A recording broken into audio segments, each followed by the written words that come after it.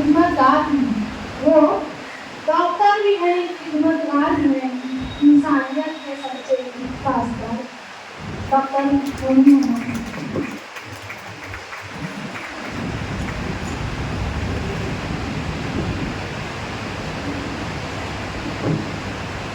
जी अस्सलाम वालेकुम। सबसे पहले तो मैं माफ़ी चाहूँगा लेट आने के लिए, और respected members on dais and respected teachers, thank you invite करने के लिए Ismail sir, thank you very much. सबसे पहले तो सारे टीचर्स को कॉन्ग्रेचुलेशन जिनको अवार्ड मिले, और बाकी टीचर्स को भी कॉन्ग्रेचुलेशन, क्योंकि माँ बाप में डिसाइड नहीं किया जा सकता कौन बेस्ट है, सारे ही बेस्ट है। ठीक है, तो टीचर होना ही अपने आप में एक बड़ी बात है। और मैं ज़्यादा वक्त नहीं लूँगा आप लोगों का।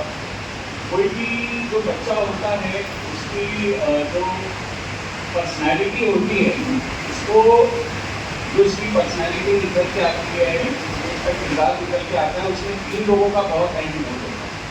सबसे पहले तो माँ बाप का, उसके बाद टीचर्स का, और उनके दोस्तों का, जिस कंपनी में वो उठे बैठते हैं। तो ये 3 चीज़ें हैं जो किसी भी इंसान के किरदार में, उसकी पर्सनैलिटी में डेवलप होने में बहुत अहम रोल प्ले करती है। तो आज हम जो कुछ भी हैं उसमें हमारे माँ बाप तो नहीं, लेकिन उसमें ज़रूरी टीचर्स भी हैं। टीचर्स की जो है बच्चों की पर्सनैलिटी को डेवलप करते हैं। और मैं यही कहना चाहूँगा कि अच्छे डॉक्टर्स, अच्छे इंजीनियर्स, अच्छे जज, अच्छे एडवोकेट, अच्छे स्पोर्ट्समैन तो सभी बनते हैं, बट बच्चों को उसके साथ हमें सिविक सेंस सिखाना भी ज़रूरी है। हमें अपने इंसानियत सिखाना भी ज़रूरी है। मेरे हिसाब से आज हमारी सोसाइटी में हम लोग ब्लैक तो कर रहे हैं कि हमारे पास एजुकेशन में हम लोग उतने आगे नहीं हैं, लेकिन उसके साथ साथ जो हम देख रहे हैं कि हम लोगों में इंसानियत जो होती है, या क्या कहेंगे, मोरल वैल्यूज होती है, सिविक सेंस है, वो भी कम होते जा रहा है।